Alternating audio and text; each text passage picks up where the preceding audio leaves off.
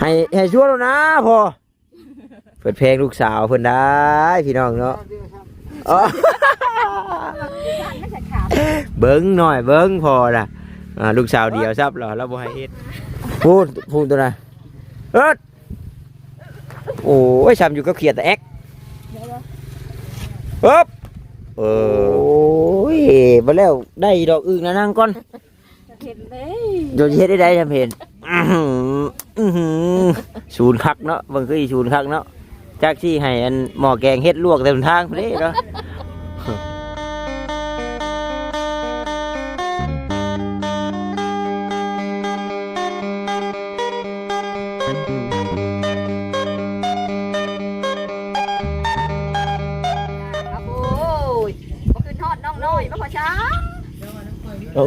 บ่สร้างเอ้ยสิเมื่อได้บ่เพิ่นว่าเอ้าเราหากลังหับแนวอยู่นักกินมากคือสิเมื่อแหละมีเด็กเลยนึงไปหาครอบลูกครอบเมียก่อนสิมาอยู่มานอนอยู่แล้วบ่ครอบกับบ่ได้นะลูกเอ้ยอันนั้นเด้ท่านเป็นอันเล็กกระปูเป็นอันคนต่อคนตีเจ้าเมื่อบ่ปะ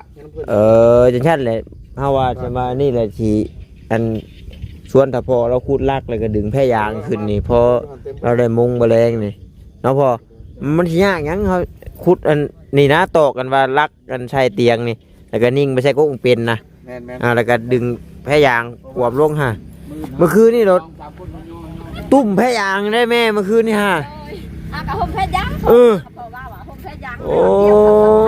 ยว่าล้มแห้งต่อโอ้ยแม่ก็ขึ้นฮอดคอกระดอกบ่โอ้ยเอาเนาะนั่นแหละบ่แรงสิมานอนเป็นหมู่แล้วบ่หมู่แรงนั่นบ่ฮอดรวยบ่มีคนนอนตัวน้ำรวยปากหมูคันแม่โอ้ยแห้งแม่มันนอนเลยแม่ขึ้นฮอดพอยันเขาหิวไปนำทางกระดอกนั่นรวยว่าบ่ได้คำมาขายดูใหญ่แท้เหมือนเนาะโดยเอาสบายดีเด้อเด้อเนาะโอ้ยเอาดีได้พี่น้องเนาะเราตุ้มพะยางนี่เราบอกเมื่อคืนนี่หนาวเราอ่ะโอ้ยฮะส่งจนชุ่มผ้าห่มผ้าแพรเปียกมาแล้วส่งเชือกให้ข้ากระตูเนาะส่งเชือกจนแห้งข้ากระตูเอาได้เฮยแข่งผ้าแข่งโพลลายเป็นวัดเป็นไอได้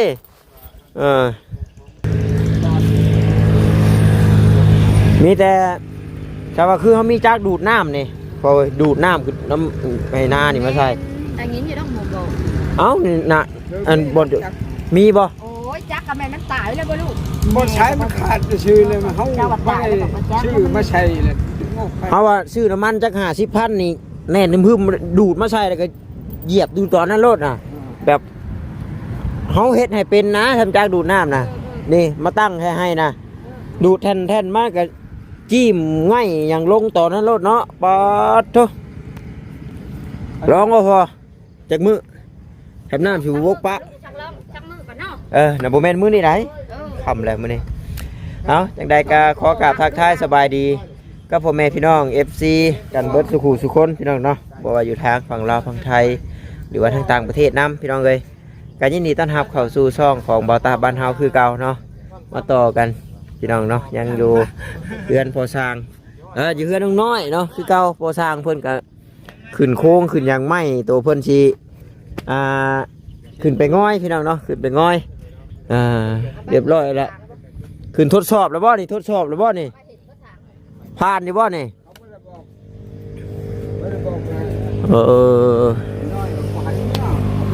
แต่มืออื่นในชิมาดำเนินการต่อผลชิเมื่อก่อนเนาะมือนี่เป็นมีเวียกว่าสันเมื่อหาลูกน้อยก่อนทำบ่สร้างกันไปอย่าอยู่นะน้องได้พ่อเพิ่งนะจักใบถามหาเห็ดคือว่าไปหาเห็ดหาเพิ่งแล้วเราบังเพิ่งโอ้ทำได้ทั้งเพิ่งมันก็คุ้มแล้วจักแม่กับใบถามนี่แหละพอเลยครับส่วนนี่แหละอันให้มันเต็มเกียร์นี่วันนี้ชั้นมันหุบวันนี้ก็ชั้นขึ้นมา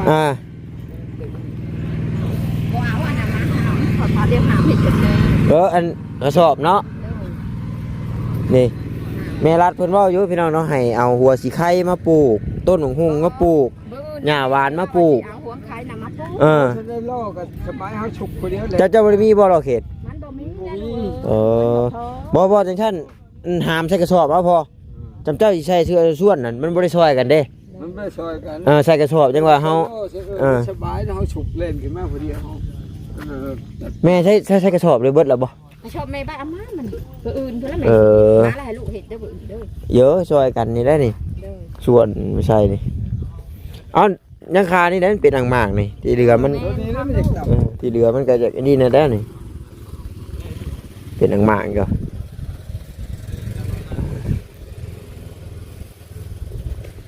แล้วก็ถ้ามันจะสวดอันนี้นั่นเจ้าสวดรถนี่นะพอเวลาน้ำมามันจังโบไหลเด้มันจังโบไหลกาย ว่านเทไปแค่นักปีนะ ให้มันลงสักหน่อยเด้ เอาให้มันมีขอบขังหน้าไว้น้ำจังซุ่มมันจังเพิ่นแต่มันจังแจบนี่ มันบ่โคง ฝนตกมาเลยน้ำลายกายเลยมันบ่ทันมาน้ำมาในทางไว้เด้ ว่านเอาไม่แตะหนู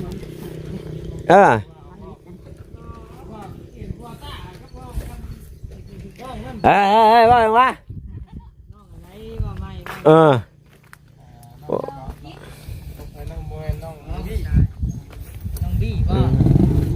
พ่อยังกินกินเด้อเอาสบายดีฮะพี่ช่างกับมาต้าบ่บะบี้บ่มาเป็นเจ้าว่าเฮา ไปซะเมื่อใช่บ่จื้อกันนะ สามพ่อนี่ก็เฮาแล้วก็บ่าวนี่แหละก็นี่ ญาติเราคนผ่านมาปีหน้ายังว่าไป เป็นว่าเฮาเป็นบะบี้ได้เฮาชอนหลุดมากับบ่ต้านี่ บาบี้เราบ่ได้คอยมานี่ดูปานใด อ๋อทรงเดียวกันดิทรงมันได้เนาะทรงมันได้เอาบ่จื้อเฮาบ่มาเนาะตัวจอยลงถึงพังกว่าตัวจอยลงเนาะบะบี้แล้วจอยบ่อ้าว เคลียร์กันให้ได้เด้อฉัน บะบี้บอสดูในคลิปน่ะอ้วนตัวหยอกกันเด้อ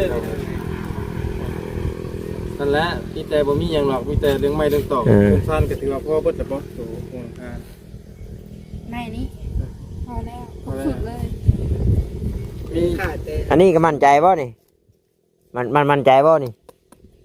มันจะแบบไหน เอาว่าพอนะ ค่าสร้างในพ่อเพิ่นเอาน้ำเท่าไหร่สงสัยไล่ตามเพื่อนน้องอูน้องอีนะ แล้วเบิด แล้วเบิดนี่คือ จะของหลังคา แล้วเบิดมุงเบิดบ่ตอนนี้มันบ่มีหลังคาดิ แม่นตอนนี้ครับคือ เนาะให้เพิ่นลงกันเดี๋ยวสิไปเบิ่ง2เท่าเพิ่นก่อนเอาน้ำ 8,000 บาท บ่าวตามื้อนี้ถ้าแม่เพิ่นออกมาได้กอบนี่ปกติบ่ค่อยเห็นกอบนี่เลยถ่ายบรรยากาศ2เท่าเพิ่นซอยกันก่อนอันนี้ถ้าว่าเฮาชวนนี่แหละน้ำมันสิอยู่เด้บัดน้ำมันอยู่ในตัวเฮือน เฮาเฮ็ดเลิกๆหน่อยนะจำนี่บ่ เอาลงไปก็ได้เพื่อมันยังนูนอยู่นี่เห็นป่ะยังนูนอยู่พูนชวนไปไหวพูนี่แถวนั้นนี่เห็นป่ะมันบ่แม่นแน่พ้นพริกแล้วเนาะลูกเนาะ โอ้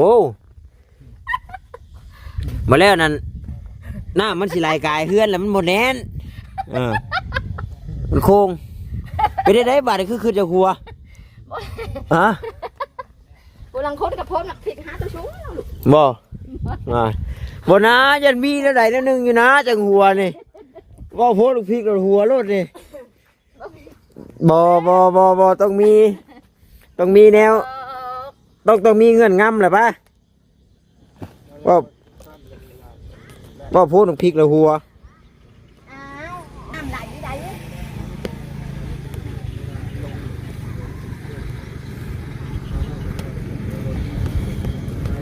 เด็กแค่นี้บ่ลูกเลยเนาะบ่ย่านนั่นน่ะบ่ย่านคือความหมายเขาน่ะมันโกนนั่นให้มันโกนรถอยู่กลางนี่ให้น้ำนี่ลงไปพืชมันผุนแม่แล้วบ่แล้วนั่นดินเขาน่ะมันสิชุดโตลงเองแต่บนใดมันเป็นโกนแล้วพออยู่พืชมันแน่นแหละแล้วถึงเจ้าจังเสริมมันน่ะนี่บ่ได้นี่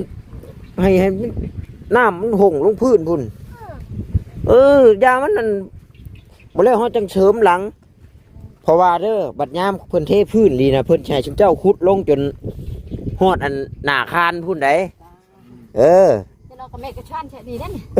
ไม่ใช่ชั่นลงนี่นะบ่เข้าในพุ่นเข้าในต่อพ่อแล้วเพื่อจะเข้าเต็มแล้วว่ะ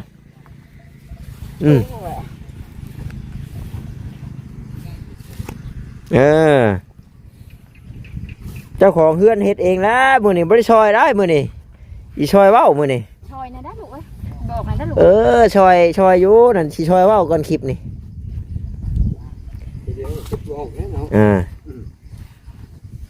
เพราะว่าบอลน้ำเจ้าเหยียบมันยังสวดอยู่เด้พูนใส่โลดบนกกเสาพูนมาแล้วมันยุบลูกเองมันบัดน้ำมันหงอยู่พื้นแล้วนะ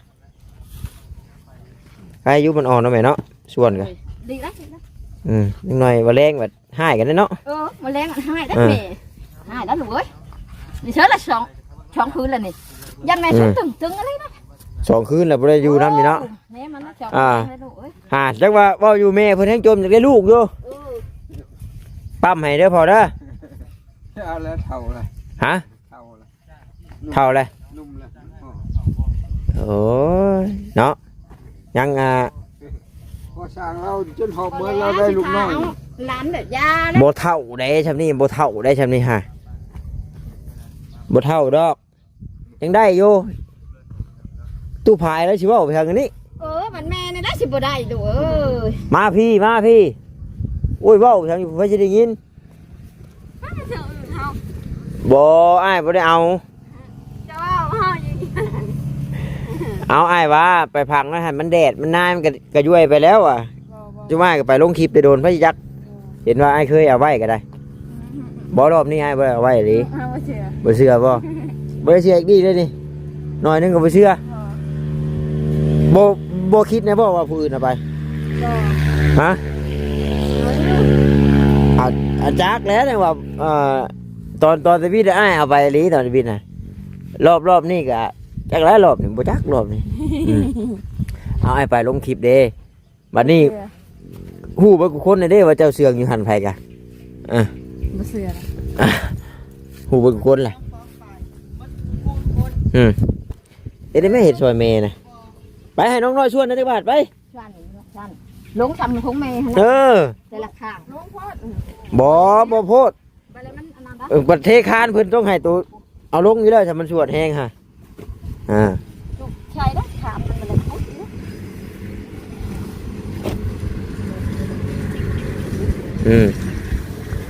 ปึ๊บว่าอย่างให้ไผว่าดีได้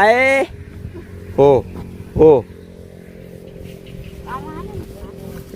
น้อยเพิ่นมีความในใจ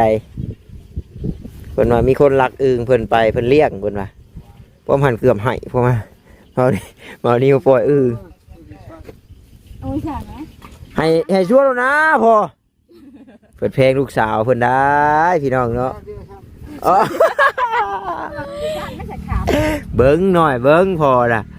ลูกสาวเดียวซับเราบ่ให้เฮ็ดจังหน่อยพญาติเก่าคืนเฮ็ดได้เนาะเช่าแล้วบ่ได้ทองในใส่คักแน่เลยแต่อย่าบ่ฮู้กันยังบ่ทันมาเจ็บได้ค่ะน้อยเดียวข้าวมันเสียมันก็เจ็บยามกินข้าวนี่ก็เจ็บยามกินข้าวอีแล้วมันสิเจ็บมันสิบ่แม่นแล้วบ่เกี่ยวแล้วใช่เกี่ยวกับกระเพาะแล้วเกี่ยวกับกระเพาะแล้วแต่อ้ายยังเสียบท้องตึงอยู่ดิเจอสิปล่อยแก๊สปล่อยอย่างไอ้คนแถวนี้จะกุบไว้กันเนาะเจ้ามันบ่เฮียไปใช่ดอกอึ่งนะแต่ว่าตัวเชื่อว่าตัวสิเรียกมันกุ้มบ่เลยโอ้ตัวเชียวยังเกลือมันจะกว่าเมื่อปิ้งจ้ะมีแมงเมาดิใครเนาะที่มาส่งโอ้ยแล้วตื้อเปลี่ยนติดขี้เหือนเนาะเบิ่งเช้าเลยทีมันสิเกิดเลยได้ดิบ่พัดไส้บัดนี้พี่น้องไปลืดอยู่มือหากระเลาะเลยฝนตกแห้งเป็นแล้วบัดหลายคนจะเป็นคายน้ำเด้บางคนก็อันนี้เป็นสีฝนตกแห้งเป็นแล้วมันจะตื่นนี่นะบ่พัดไส้ได้เป็นแกมีแต่ว่านี่แหละนี่อันจักน้อยนี่ทำจักน้อยนี่ก็เฮ็ดอันลักนั่นขึ้นไปให้พ่อเพิ่นดึงแพร่ยางใช่ตอนเช้าเขาก็กู้ออกเช้ากู้ออกมันก็บ่ได้ยากดอกพี่น้องเนาะดึงชักขึ้นมาโอ้ดีกว่าสิไปเอาแพร่ยางมุกเอาโอ้บ่ได้เด้ให้ดีได้ทำขังมาบ้านแล้วจะฝนตกมากะนี่จับเบิ้งมานี่บัดนี่เวลาน้ำ มาบัดนี้น้ำมันก็สิหังนี่แล้วบัดนี้มันสิเฮ็ดให้เฮือนเจ้านี่แน่นแล้วบัดนี้น้ำข้างเลยแต่ว่าดินมันสวดกว่าคานแล้วน้ำนี่มันไหลไปเบิด แม่น แต่มันบ่ทันกลืนหลายครับไหลไปเบิดเจ้าต้องเฮ็ดเป็นประมาณแบบนี้ให้น้ำมันหกเพื่อให้มันมาดินได้ไหลสวดรถแต่ละแคมอันที่ให้น้องน้อยส่วนบัดถ้าพอแล้วว่าลูกสาวคนเดียวเราปลูกไหลเฮ็ดเนาะยังไง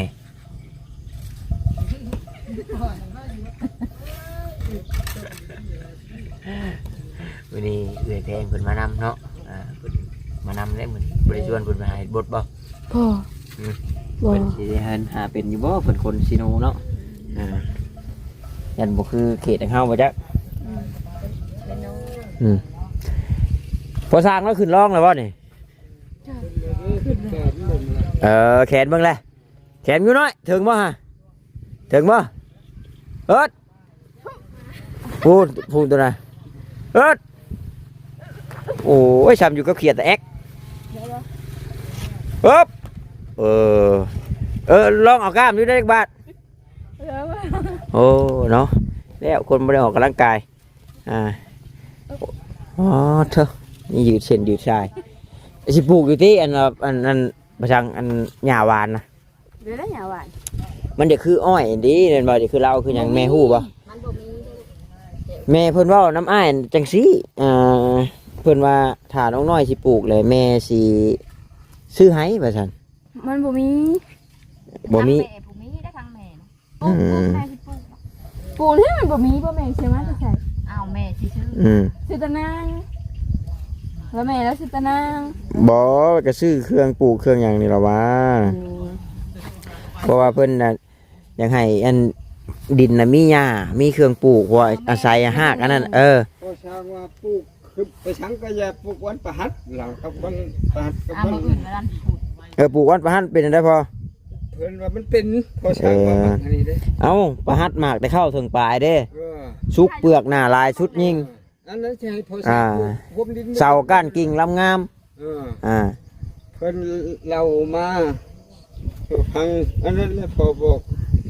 ให้เป็นวันเด้อกระสอบมาแต่ตักครับมันจังได้เฮ็ดซอยกันเนาะแม่เนาะนั่งโอ้ยยืนไปยืนมันโอ้ยบ่แล้วได้ดอกอึ่งนะนั่งก่อนเห็นเลยโดนเฮ็ดได้จำเห็นศูนย์คักเนาะบางคือศูนย์คักเนาะจากที่ให้อันหม้อแกงเฮ็ดลวกเต็มทางไปเลยเนาะบ่ลวกเนาะโอ้ยห้องตายกากไปบ่มีผู้ถ่ายคลิปไปเชื่อบ่มีผู้ถ่ายคลิปสิได้หาโยหม้อพดถ้วยเนาะตกตรุกไปวะกันโซเลกันเลือกมาสั่งทางไหนก็ได้อึ่งเจ้านั่นมันอยู่บนทงยางอึ่งเจ้านั่นเพิ่นเก็บไว้บนทงยางบนมุดบ่ตึกบ่ตอมแล้วอยู่มันแดดมุดแมงตึกมันกระบะมันจังเบาตาบ่เว้าว่าใส่กระสอบตัวนี้นี่อันเราเว้าพูดตัวนี้นี่เพิ่นให้เอากระสอบถมใส่แม่ว่านะตากะแม่ว่านะห้องน้ำก็คือจังสิบ่ทันห้องน้ำยันมันเจือนนี่เห็นเบาเตียงเพิ่นมาเราเพิ่นก็แน่ลูกเอาวางไว้น้ำมองโอ้เบิ่งก่อนเพิ่นเป็นรูมันน่ะแม่ว่าเบาตากะ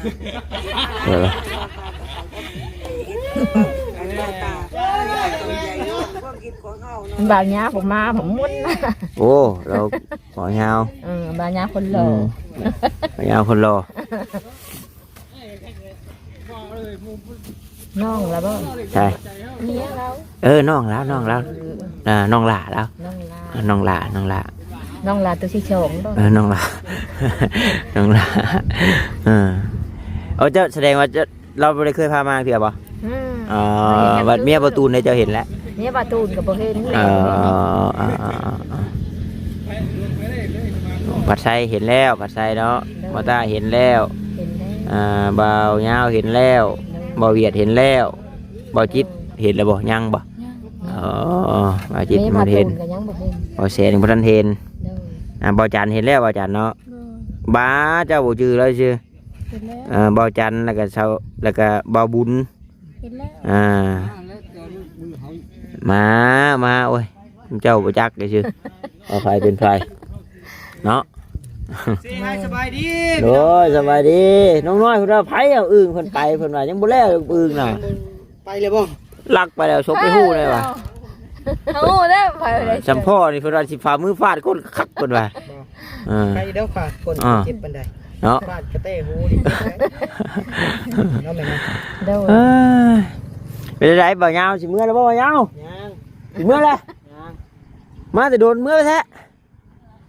มาสิดู ว่าที่ก็บ่ได้ขึ้นจากเมื่อบ่อยู่ก่อนเว้ยแม่แล้วว่าถ้าเจ้าเมื่อแล้วบ่ม่วนถ้าเจ้าเมื่อแล้วบ่ม่วนเราว่าบ่าวยาวแต่ข้าวบ่าวยาวอยู่หน้านั่นหัวแสบแซวกูมื้อเราบ่าวยาวบ่มาหรือบ่ม่วนล่ะบ่เจ้าอีกบ่มีแนวเฮาได้ไปบ่รอดเด้อ เดี๋ยว ไล่แล้ว20นาทีเดี๋ยวกันบ่ เช้าฉันยังบ่ฮอดเลขอีกเข็บซะ แล้วหัวอยู่ โอ้โห ก็ท้องจังเลยบ่ บ่อ๋อนี่น่ะหากลังนี่น่ะหากลังเมื่อกี้นี่โอ้ยว่าอยู่ ยังเล็กหมู